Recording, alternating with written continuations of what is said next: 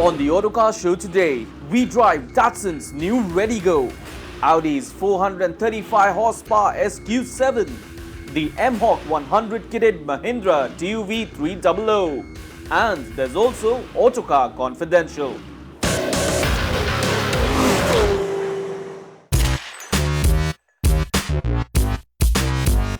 Now, Nissan brought the Datsun brand back to life to help them charge into ultra-cost competitive markets and segments. And in India, over the last 3 years, we've seen two products from them, the Go Hatchback and the Go Plus Compact MPV, both of which were sound machines and very well priced, but they didn't help brand Datsun make a mark in the Indian market. But now, they are charging deeper into the market with this, the Datsun Redigo. It's looking to take on Maruti Suzuki's Alto, Hyundai's Eon, and hoping to match, if not better, its own platform sibling, the Renault Kwid. We've got the Datsun Redigo with us for a few hours to see what it's like. Under the skin, the Redigo is very closely related to the Renault Kwid. But on the outside, as you can see, they share practically nothing. Sure, the Redigo is head-turning, but in a completely different way. It has a strong nose with cool DRLs, a first in this class, embedded low down on the bumper. The sides are heavily sculpted, something that most cost-sensitive cars avoid to keep the costs low. The rear looks like it's high off the ground, and the tail lamp design is a bit quirky. So overall, it is a strong design. And yes, its stance is also completely different from the Kwid. It looks tall, and it is 60mm taller than the Kwid, and it also has 185mm of ground clearance, which is more than the Kwid. But the Redigo is very hatch-like, and that's because when you compare it to the Kwid, it's shorter. Its wheelbase has been chopped by 70mm, and overall length is down by 250mm. This also results in boot space being cut down to 222 liters. The upside to that is, the passenger space hasn't been compromised. When it comes to space, in the back seat there is clearly enough. I wouldn't say it's wow, but it is enough. But there is one wow factor to this experience, and that's the sense of airiness inside the cabin. You have good glass area, and along with that you have this high roof, so it really makes the cabin feel very spacious and airy. But width isn't the strongest point of the Redigo. Still, there is much to like in the cabin. From the driver's seat, you can certainly appreciate the higher seating position, giving you a nice view of the road ahead. But that's not the only thing you'll appreciate. There's also the dashboard. This is smartly designed, well finished, definitely one of the most appealing dashboards we've seen on a Datsun in India till now. Now, that's not the only thing I like. There's also the seat, very nice and supportive, and in terms of storage there's a lot available here in terms of bottle holders, and then there's this shelf like running under the dash all the way. There's of course also a closed glove box, although it is quite small. What I don't like all that much is this music system here. It looks quite old school. It has a slot for a CD, and of course it has connectivity, thankfully, for USB and auxiliary, but there is no Bluetooth connectivity on this right now. And you can see other places where little corners have been cut. To save costs, you can see that the narrow door pockets don't have plastic inserts to hide the sheet metal, and there's plenty more exposed sheet metal around the cabin. And of course, the rear passengers only get static seat belts. And as we saw on the Kwid, the Redigo has only 3 retaining nuts for each wheel. There are flap-type door handles and a single wiper.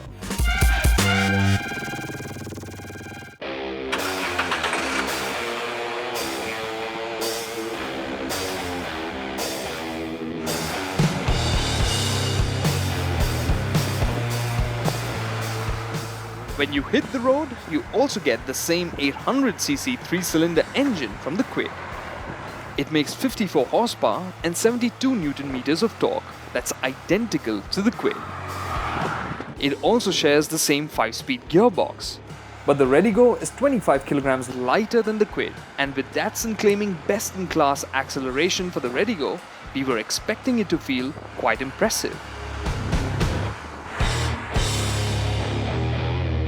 Now this engine feels really at home when it's ambling around at low speeds in the city. But even then, it could do with some improvements. One thing's for sure, the throttle response could be smoother. The Redigo feels a bit tiring to drive in the city because in stop-go traffic, as you're going on and off the gas, it feels a bit jerky. Also, when you try to overtake another vehicle, you'll find that the mid-range is quite dull. To really get going, you'll have to shift down a gear, let the revs climb to past 3000 RPM, and the engine really starts pulling only once it gets past 4000 RPM. And that's when the lack of refinement becomes all too apparent. As the revs climb, you realize that the engine is really quite audible inside the cabin. It sounds thrashy and it doesn't feel all that smooth either.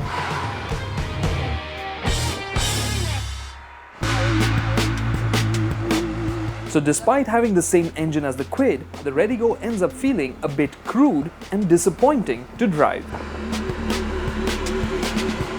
When it comes to the suspension, the Redigo uses McPherson struts up front and a twist beam at the rear.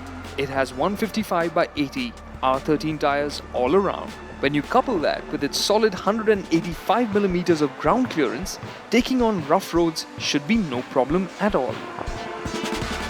For a small car, it tackles the rough stuff with a fair bit of maturity. But now the suspension setup of the Redigo feels like it's set on the firmer side. It's probably because it's a taller car with the weight sitting higher up. The side effect of that is that when you go over even lightly rumbly tarmac, you can feel the surface inside the cabin, and over bigger bumps, it does tend to get tossed around a bit.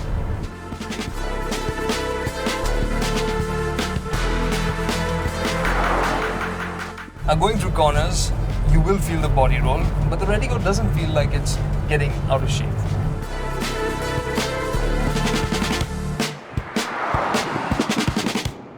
Sure, it isn't fun, but it feels controlled. And it would have felt even more confident if the steering was a bit more substantial. Now this electrically assisted power steering feels really light at lower speeds, almost a bit toyish. And while it does weigh up as you go faster, I would have liked it to feel a bit more meaty at higher speeds.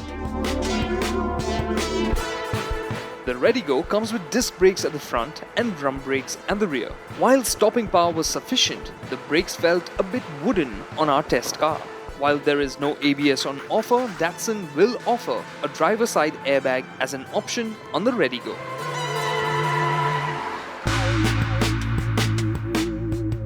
So the Redigo, it looks set to take the Datsun story forward in the Indian market by bringing in a much needed dash of appeal by way of its design and its interiors, which just feel better finished and more appealing. Well, it does good justice to the Urban Cross tag as well, with its ground clearance, seating position, spacious cabin that feels particularly very airy. Where the Datsun Redigo feels a bit underwhelming is in the way it drives. Whether it's the ride quality, the performance from the engine, or the experience inside the cabin, the level of refinement, it just feels a bit rough-edged. But don't sign off or judge the Datsun Redigo just yet, because Datsun promise that this will be launched with the best-in-class cost of ownership and a really attractive price tag. And for the intended customer who will be upgrading to a four-wheeler for the very first time, this should make for quite an attractive package. But we'll know really what's what when it is launched at the beginning of June. Coming up ahead, Audi's demonic diesel, the SQ7.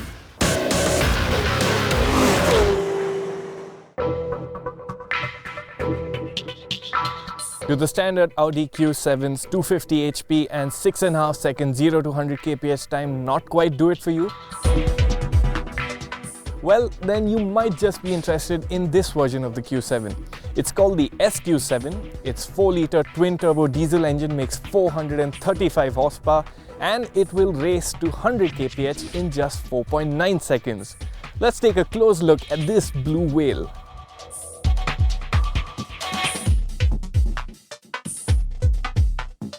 We've driven the standard Q7 extensively, so I'm going to get straight to what makes the SQ7 special.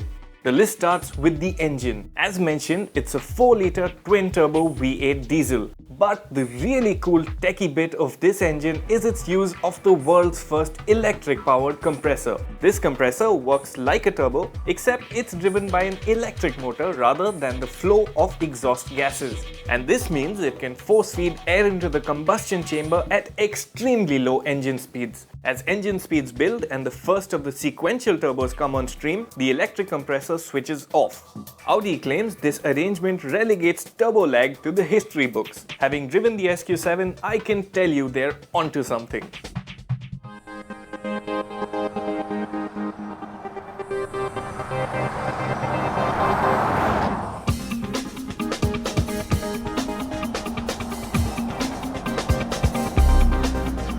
The standard Q7 is no slow coach, but this is something else. The electric-powered compressor does its bit at low RPMs. From about say 1000 RPM on, you have great access to power. Then the regular turbos kick in, and what you get is a wide power band.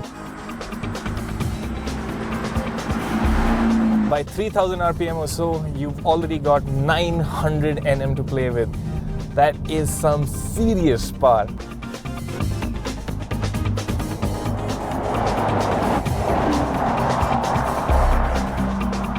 The sub 5 second 0 to 100 kph time seems entirely believable, and this figure puts the SQ7 in the big league of brawny, petrol-chugging performance SUVs.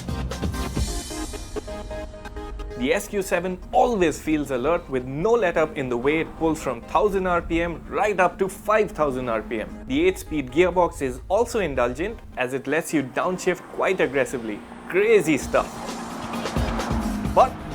But, before I get carried away by the performance, a word on how the SQ7 sounds.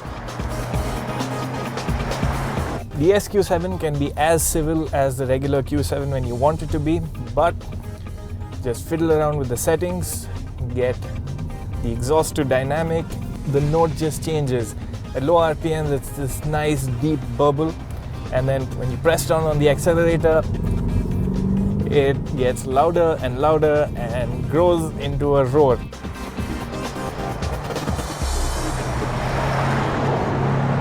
The engine is just mega, but what else makes the SQ7 special? Well, it features electromechanical active anti-roll bars that minimize roll at high speeds and even help low-speed ride comfort. Uniquely, there's a dedicated electric subsystem with its own 48-volt lithium-ion battery to power the anti-roll bars and the electric compressor. The SQ7 I'm driving also features a sports differential and all-wheel steering. So, how does it all come together? The SQ7 does feel slightly sharper than the regular Q7. All the tech does bring in a bit more agility, but at the end of the day, you do know that this is still a very large car.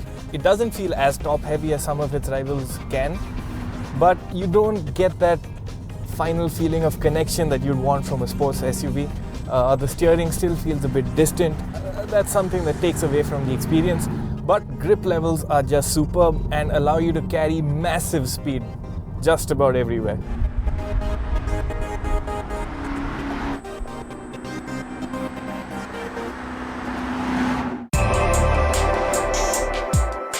Finally, how do you tell if the Q7 that whizzed by you was an SQ7? There's not all that much, but things unique to the SQ7 include its different air inlets and the silver housing for the mirrors. And if you don't notice the quad rectangular exhausts at the end, you'll definitely hear the rumble they produce. On the inside, the SQ7 is identical to the stock Q7 in design, but opt for aluminium trim here, an Alcantara lining there, and what you'll end up with will be a rather sporty cabin. The SQ7 gets all the bells and whistles you'd want, and yes, it is available with a third row of seating as well.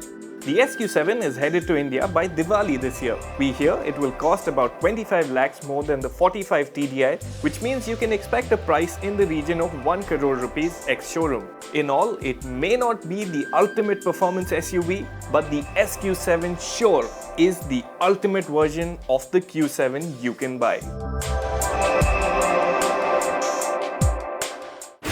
And after this break, Mahindra's TUV 300 with the M-Hawk 100 engine and Autocar Confidential with Horma Sorabji.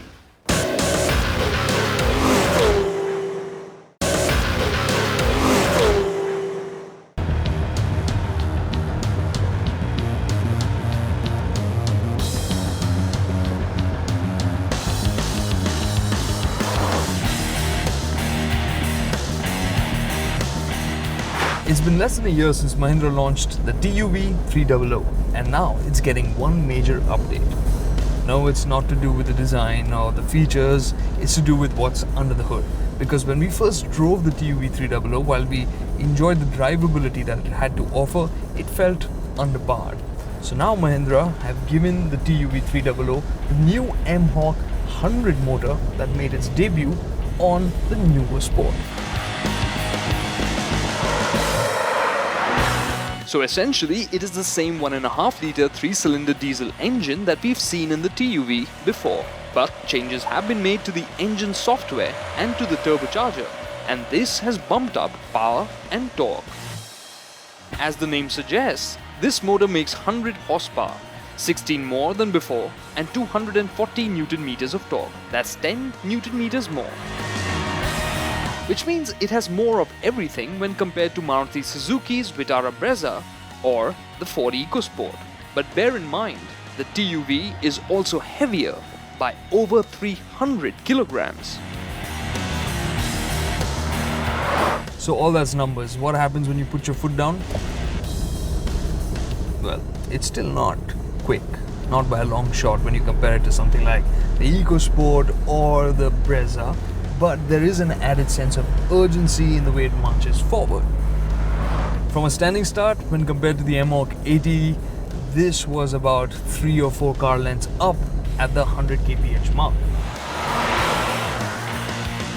Outright acceleration, well, it isn't all that important for the daily driver.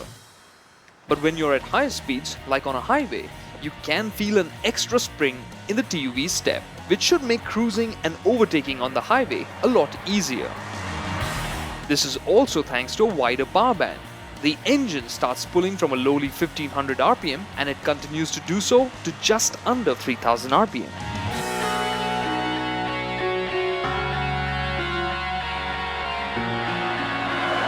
The big plus of this engine is going to be the usability in typical city traffic conditions where it will feel easy to drive.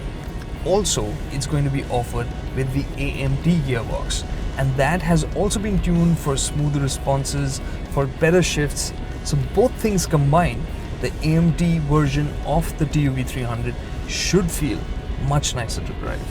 The company claims that the manual version of the TUV that we drove returns 18.05 kilometers per litre. That is just a touch lower than the M-Hawk 80.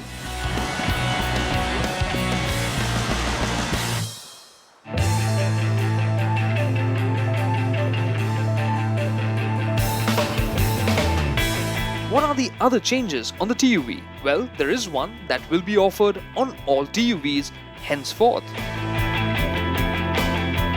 And that's to do with the backseat. Customers wanted better under-thigh support, and that's what Mahindra have done by lengthening the seat squab by 3 centimeters and giving you better support here by raising it by 19 mm. Well, as before, there is plenty of room, headroom, knee room and width. So this is a more comfortable backseat now. The M-Hawk 100 variant of the TUV 300 has been added right at the top of the lineup. It is offered only as the T8 version, both with a manual and an AMT gearbox.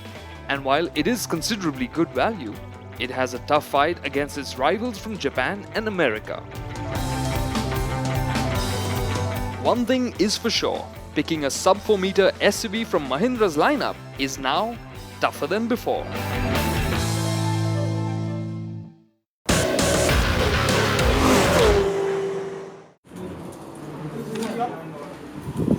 Hello and welcome to Autocar Confidential. It's that part of the show where we give you the buzz, the inside stories of what's happening in the auto industry. Now this week we've got news that Honda is planning to expand its model range. Now the Japanese car maker just launched the BRV, the compact SUV. Well, not so compact because it's a 7-seater. But Honda has plans to launch yet another SUV, possibly the HRV. Now the HRV, we saw it as a Vezel in Japan. Honda initially had planned to launch this SUV in India, but they just couldn't get the cost target right.